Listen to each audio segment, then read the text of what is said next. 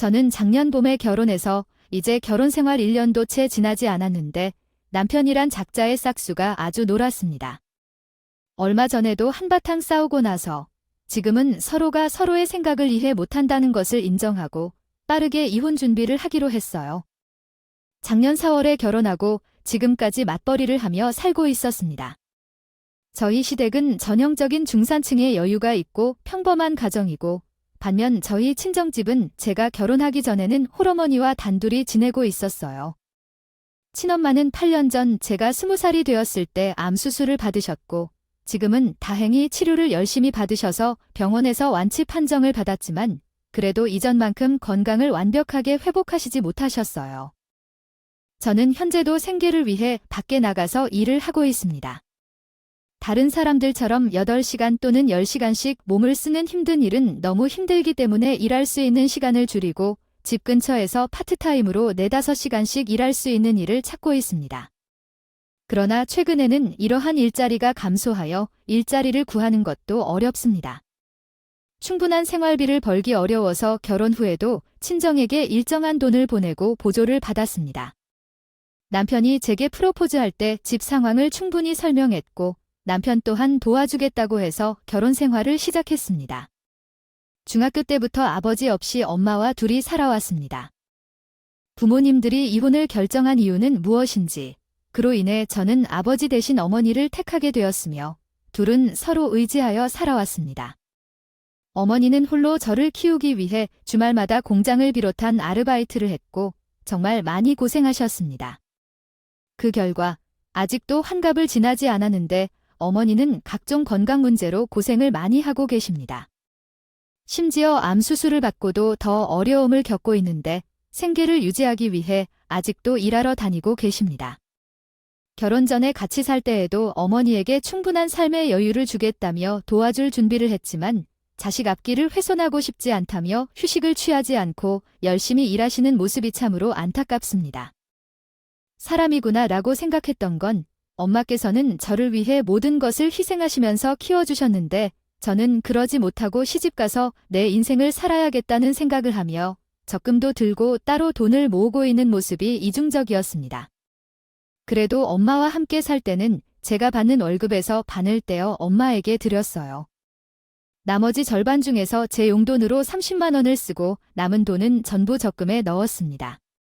엄마에게 드린 돈은 생활비로 사용하고 남은 돈을 마음대로 사용하시라고 말씀드렸기 때문에 제 돈이 아니라고 생각했어요.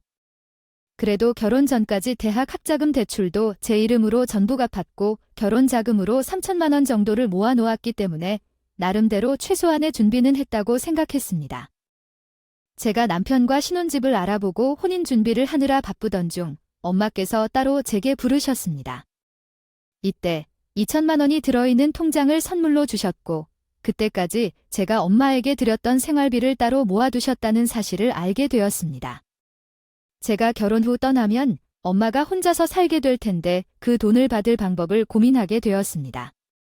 결혼 자금을 다 갖추었기 때문에 일을 거절하고 엄마에게 비상금으로 가지고 있으라고 말했지만 엄마는 딸을 시집 보내는 일에 대해 자금적으로 어려움을 겪으며 단호했습니다. 그렇게 엄마와 서로 계속 갈등하던 중 서로 용서하고 미안하다고 하며 서로를 안아 어울렸습니다. 그 시간 동안에는 많이 울었던 것 같습니다. 어쨌든 그 2천만 원을 엄마에게 받았지만 그 돈을 남편에게 사용하는 건 망설여졌습니다.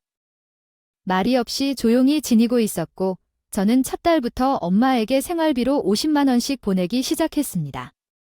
결혼 전에 남편에게 우리 엄마의 생활비를 조금이라도 보태주고 싶다고 말한 적이 있었고 그 대신으로 제가 별도로 쓸 용돈을 가져가지 않기로 했어요. 우리 부부의 생활비 안에서 모든 것을 처리하고 가끔 여성용품이나 화장품 같은 필요한 물품을 사야 할 때는 꼭 남편과 상의한 후에 돈을 썼습니다. 처음부터 친정엄마에게 보내는 50만 원을 제외한 모든 돈 관리는 남편이 맡았고 맞벌이를 하고 있지만 남편이 주는 생활비 통장 안에서 절약하며 살아왔어요. 부모님은 형편이 좋아 우리에게 용돈을 주실 필요가 없었지만 저는 친정엄마에게만 용돈을 보내야 했기 때문에 괜히 남편의 눈치를 보면서 살아야 했습니다. 결혼 직후 남편은 빨리 아이를 낳고 싶다고 했는데 그 상황에서 제가 임신하고 일을 쉬게 된다면 남편과 시댁 사람들에게 더 눈치를 보이게 될 것 같았습니다. 보통 여자들은 이런 고민을 하지 않을 것이지만 저는 왜 이토록 눈치를 많이 봐야 했기에 그렇게 결정했습니다. 결혼을 알리러 시어머니를 처음 만났을 때 시어머니는 매우 반대하셨습니다. 뻔한 이야기일지라도 제가 아버지 없이 엄마와 함께 자랐고 집안 환경이 넉넉하지 못한 것이 그 이유였습니다. 오히려 아버님은 요즘 세상에 대수롭지 않게 생각하셨지만 어머님은 끝까지 저를 탐탁치 않게 여기셨습니다. 그 당시 남편은 저를 무조건적으로 지지해 주었고 이로 인해 아버님과 어머님이 부부싸움을 하게 된 뒤에야 어머님도 저를 포기하고 잘 살아보라고 말씀해 주셨습니다. 솔직히 지금에서야 생각해보면 그때 그냥 결혼을 포기하고 엄마와 함께 살았더라면 어땠을까요? 영화나 드라마에서 고난과 역경을 이겨내고 결혼하는 주인공들이 시부모처럼 잘 살아가는 모습을 보면서요. 많이 나왔기는 하지만 그런 것 아닌 것 같아요. 결혼 생활은 제가 상상했던 것보다 훨씬 재미없고 어려운 일이 많았습니다. 일단 제가 강제로 결혼을 승낙하게 된 시어머니께서 신혼여행 후에 인사해 갔을 때 매정한 표정으로 말씀하셨어요. 니들 맘이면서 결혼하는 거라고. 나는 너를 며느리로 인정 못해. 너도 나를 시어머니라고 부를 필요가 없고 대접해줄 이유도 없어. 너희 둘이서 알아서 잘 살던지 말던지 마음대로 하세요. 명절에도 찾아올 필요 없고 안부 전화도 필요 없어. 이런 대답을 듣고 나는 왜 저렇게 싫어할 만한 일을 저질렀는지 죄송한 마음도 있었고 내가 무엇을 잘못했기에 이렇게까지 싫어할까 고민됐습니다. 억울한 생각도 있었지만 더 큰 문제는 남편의 심경 변화였습니다. 막상 결혼할 때는 저의 어머님의 반대를 극복하고 제 편을 들어주던 남편이었는데 시어머니가 그렇게 실망하고 화를 내는 모습을 보니 남편도 생각이 조금씩 달라지는 것 같았어요. 신혼여행 다녀온 후 처음이자 마지막으로 시댁에 인사를 드린 뒤 남편이 다음날 제기했던 말은 내가 장모님께 잘해드리고 잘 갔다 가겠네요. 우리 엄마한테 너무 미안한 마음이 들 것 같아. 앞으로는 나가 우리 부모님을 챙기면서 살 테니까 장모님은 당신이 알아서 잘 챙겨드려라고 하더군요. 결국 우리는 두 사람만으로 부부 생활을 시작한 것이고 각자의 부모님은 스스로 챙겨주는 이상한 상황을 마주하게 되었어요. 물론 저는 남편의 생각을 이해하지 못하는 것이 아니에요. 남편은 우리 집안보다 훨씬 더 좋은 환경에서 태어나 부모님의 기대를 받으면서 좋은 대학을 나가고 좋은 직장에 종사하는 사람이었으니까요. 한 번도 부모님의 말씀에 거역한 적이 없고 결혼 승낙을 받기 위해 반항한 것이 처음으로 어머님께 대들어본 일이었다고 하더라고요. 어머님에게 절연에 가까운 이야기를 듣고 일주일 정도가 지난 뒤 시아버님께서 직접 연락을 드려서 퇴근 후 남편을 몰래 만나자고 하셨어요. 회사 근처 카페에서 아버님을 만나게 되었는데 아버님은 저에게 너무 서운해하지 말라는 말씀과 함께 시댁 세 가족이 서로를 얼마나 예전부터 각별하게 생각하는지 이야기해 주셨어요. 또한 언젠가는 시간이 지날수록 집안 사람들의 생각도 변할 수 있다면서 앞으로도 계속해서 행복하게 살아가길 바라신다고 하셨어요. 아버님은 비교적 온화한 분이셨고 그때는 아버님의 말에 힘을 받아서 남편과 나만의 행복한 삶을 보여드리면 언젠가는 시어머니 마음도 풀어질 수 있겠다고 생각했었습니다. 이런 식으로 조금은 불안함을 안고 시작된 결혼이었지만 겉으론 아무 문제 없이 남편과 달콤한 신혼을 즐기면서 살아가고 있었어요. 어머님이 하신 말씀대로 따로 연락드린 적도 없고 시댁의 며느리로서 찾아간 적이 한 번도 없었지만 종종 아버님에게 안부 전화 드리면서 지냈습니다. 그러던 중에 결혼하고 반년 정도 시간이 흘러서 작년 추석 직전에 어머님으로부터 한번 만나자고 연락이 왔어요. 추석을 2주 정도 남겨뒀을 때라 이제는 어머님이 저를 받아주시고 이번 명절부터는 집으로 오라고 말씀하시는 줄로만 알았어요. 들뜬 마음에 어머님들을 작은 선물까지 준비해서 자리에 나갔는데 제 생각과는 전혀 다른 말씀을 하시더라고요. 어머님께서는 시종일관 당신이 어떻게 아들을 낳고 애지중지 키웠는지라며 말씀하셨습니다. 20분 동안 쉬지 않고 제게 설명하셨고 아버님이 지금 하시는 일이나 주변 친척들의 시선이 있는데 도저히 시댁 집안에 제가 어울리지 않다고 하셨습니다. 아들이 너무 결혼을 원해서 어쩔 수 없이 승낙해준 것이지만 지금도 그때 허락해준 것이 너무 후회되고 지금이라도 자기 아들을 놓아달라 부탁하시고 괜히 멀쩡하게 잘 지내던 아들과의 관계까지 망치지 말라고 하시는 건데 혼수해온 것과 결혼식 비용으로 쓴 돈이 있으면 따로 얘기하라고 어머니께서 전부 현금으로 보상하고 거기에 추가로 위로금까지 줄 테니까 제발 빠른 시일 내에 이혼해 달라고 하셨어요. 자기가 뒤에서 사주했다는 말도 하지 말고 그냥 성격 차이거나 다른 남자가 생겼다고 하고 싶다는 내용입니다. 이유가 무엇이든 상관없습니다. 연말까지 이혼해 달라는 부탁을 여러 번 해도 돼요? 사람이 사람에게 이렇게 모질게 대할 필요가 있는지 생각도 들지만 동시에 나는 어머님으로서 가족으로 인정받지 못할 것이라는 확신이 들었어요. 시어머니와 헤어진 후 집에 들어와서 갑자기 남편에게 이혼하자는 이야기를 꺼내 몇은 것은 미리 생각하고 판단할 정신을 가지고 있지 못했기 때문입니다. 다른 변명이나 핑계는 없으며 아침까지 기분 좋았던 제가 갑자기 무엇 때문인지 모르게 울면서 이혼하자고 한 것에 대해 남편도 깜짝 놀랐고 무슨 일인지 물었었죠.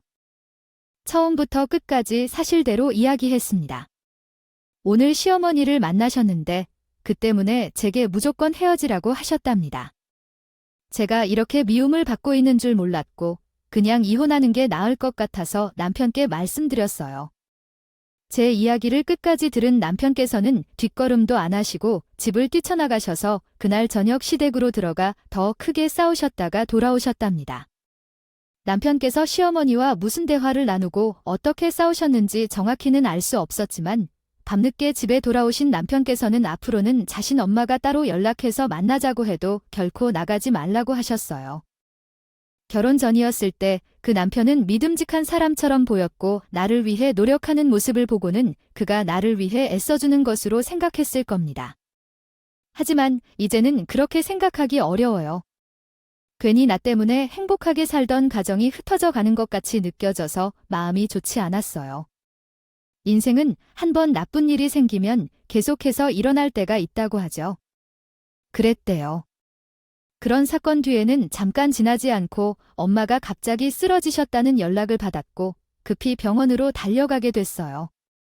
엄마는 집 근처 식당에서 일하다가 갑자기 주저앉으셨다고 하더라고요. 회복되지 않은 채 몸조림이 심한 상태에서 너무 일을 많이 하셔서 건강이 더욱 나빠진 것 같아요. 병원에 도착해서 보니 엄마는 응급실에서 회복 중이셨는데 의사 선생님 말씀에 따르면 조금만 더 늦게 병원으로 오셨다면 평생 후유증이 남을 수도 있었을 것이라고 했습니다. 그 말을 듣고 저는 얼마나 엄마에게 미안했는지 몰라요. 나 혼자 결혼해서 행복하게 살아오는 동안 우리 엄마가 아픈 줄도 모르고 신경도 못 썼다는 생각에 당장 구멍 속으로라도 숨고 싶었습니다. 병원에서 수술은 없었지만 3일 정도 입원해 치료를 받으셨고 그 이후에 퇴원하셔서 집에 돌아오셨지만 예전보다 움직이는 것 자체가 불편하셨어요. 집에서의 일상적인 활동조차도 당장 쉽지 않았는데 엄마가 하던 모든 일을 그만두십니까? 쉬게 하는 것은 당연하지만 당장 엄마의 생계가 문제였습니다. 결혼하기 전에 받아 보관하고 있던 2천만 원을 다시 돌려드렸지만 엄마는 당장은 괜찮다면서 모아놓은 돈이 있으니 걱정 말라고 하셨어요. 그때부터 나는 퇴근 후에 바로 집으로 돌아가지 않고 혼자 있는 엄마가 걱정되어서 거의 매일같이 엄마 집을 들리게 되었습니다.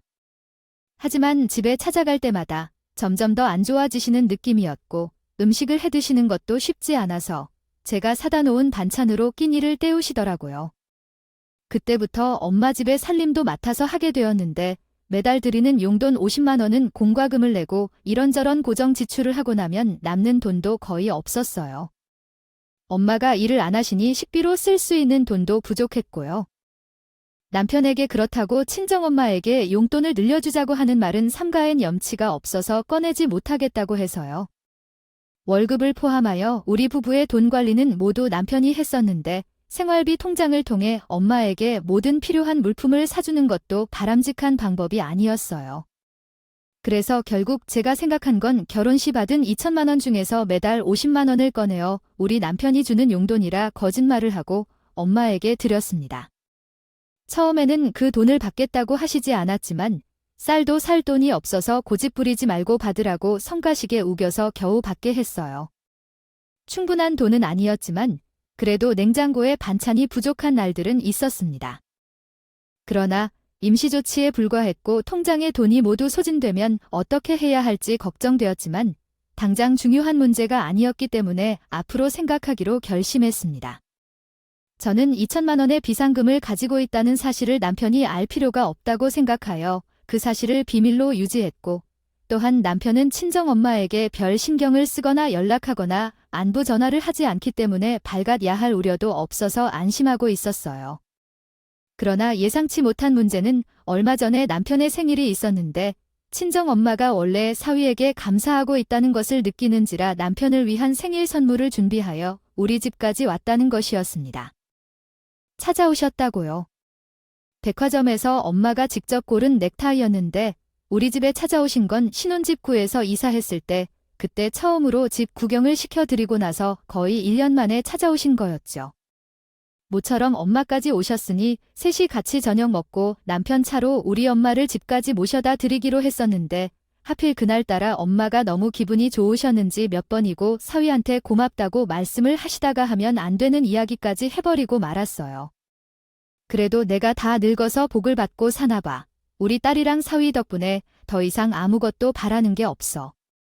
장모 아프다고 용돈을 100만 원씩 주는 사위는 우리 이서방 말고는 없을 거야. 저는 밥 먹다 말고 깜짝 놀라서요. 심장이 떨어지는 느낌이 들었고 남편도 순간 이게 무슨 소리인지 의아해하는 듯한 눈치를 보이기는 했지만 머리가 좋은 사람이어서 그런지 크게 내색하지 않더군요. 식사를 마치고 엄마를 집까지 모셔다 드리고 돌아오는 길에 남편은 차 안에서 저에게 한마디도 하지 않고 조용히 운전만 하고 있었습니다. 차라리 화를 터뜨리고 물어봐 주기라도 한다면 더 좋았을 텐데 조용히 입을 다무는 것만으로도 더 무섭게 느껴졌어요. 그리고 집에 돌아와서 남편은 이전에 없이 크게 화를 내며 제게 혼자 100만 원만 준다고 약속했다던데 그런데 100만 원이라니 무슨 말이야. 너 나 몰래 다른 주머니에 숨기고 있었던 거야? 저는 결혼 직전에 엄마가 주신 돈이라고 설명했고 지금까지 돈을 받아서 저장해 두었으니까요. 그 돈은 안 쓰고 비상금으로 갖고 있다가 다시 엄마께 돌려주는 것뿐이라고 대답했습니다. 애초에 엄마께 받은 돈인데 다시 돌려주는 것이 아무 문제도 없다고 이야기했지만 남편은 생각이 없었어요. 그럼 처음부터 나를 속였다는 거네? 나는 당신께 거짓말 같은 건 해본 적도 없고 우리 엄마랑 싸우기까지 했는데 남편은 제게 배신감을 크게 느꼈던 건지 얼굴이 새빨갛게 불투명하게 화를 내고 있었고 저는 이에 대해 제 입장을 변명했지만 아무런 이해를 받지 못했어요. 나중에는 방에서 우리 부부 통장까지 들고 나와서 앞으로는 돈 관리를 따로 하자고 말하며 제가 받는 월급으로 봐야겠다고 언급했습니다. 친정엄마에게 100만 원을 보내주던 200만 원을 보내주던 자기는 신경 쓰지 않을 테니까 맘대로 하라 했습니다. 그때부터는 감정 싸움이었고 저도 엄마가 제게 비상금으로 주신 돈인데 다시 엄마에게 돌려드리는 것이 뭐가 나쁜 일이냐고 같이 따져 물었지만 이미 마음의 문을 닫아버린 남편에겐 제 말이 들리지 않았어요. 그저 돈 2천만 원이라고 생각할 수 있지만 엄마가 어떻게 그 돈을 모았는지 알기 때문에 저는 차마 함부로 쓸 수가 없어서 보관하고 있었습니다. 그 돈을 명품 가방을 살 것도 아니고 해외여행 가는데 써버릴 돈도 아니잖아요. 나중에 우리가 살면서 꼭 필요한 곳이 있을 때 그때 남편에게 이야기하고 꺼내놓을 것입니다. 생각이었는데 아무튼 결혼 후 처음으로 남편과 큰 싸움을 하게 되었고 서로 며칠 동안 대화는 물론 얼굴도 마주치지 않고 살았습니다. 냉전 상태가 3일이 지난 때 더 오래 끌면 화해할 타이밍을 못 찾을 것 같아서 제가 먼저 남편에게 미안하다고 대화하자고 붙잡았어요. 저는 다시 처음부터 제 입장과 상황을 설명하며 오해를 일으켜 미안하다고 사과했지만 남편은 제 사과를 전혀 받아주지 않았습니다. 너희 집안이 가난하고 장모님에게 생활비를 드리는 상황이라도 상관없어. 돈 2천만 원의 액수가 중요한 게 아니라 나는 내가 처음부터 나를 속였다는 거야? 너 하나만 믿고 라는 말을 했다. 부모님과 싸우면서 결혼했는데 그러다 보니 우리 사이의 신뢰가 흔들려 버렸어요. 남편은 아마 자신의 어머니의 말이 맞다고 생각해서 현재 상황에서 더 이상 저와의 결혼 생활을 이어가는 것이 어려울 것 같다고 하더라고요. 그 말을 듣자마자 저도 시어머니가 한 말이 떠올라서 이혼을 결정하겠다고 대답했어요. 남편과 대화하기 싫었고 다음 날 시어머니에게 연락해서 우리가 이혼할 것이라고 말했어요. 이혼 비용 정산만 해주시길 달라고 말씀드렸는데 제가 낸 혼수비용 2,500만 원을 위로금으로 받아들여서 3천만 원을 2일 후에 입금해주겠다고 하더라고요. 그 돈을 받자마자 남편에게 당신이 원하는 대로 이혼을 진행할 수 있도록 서류를 준비하라고 말했어요. 간단히 짐을 싸서 친정으로 들어왔어요.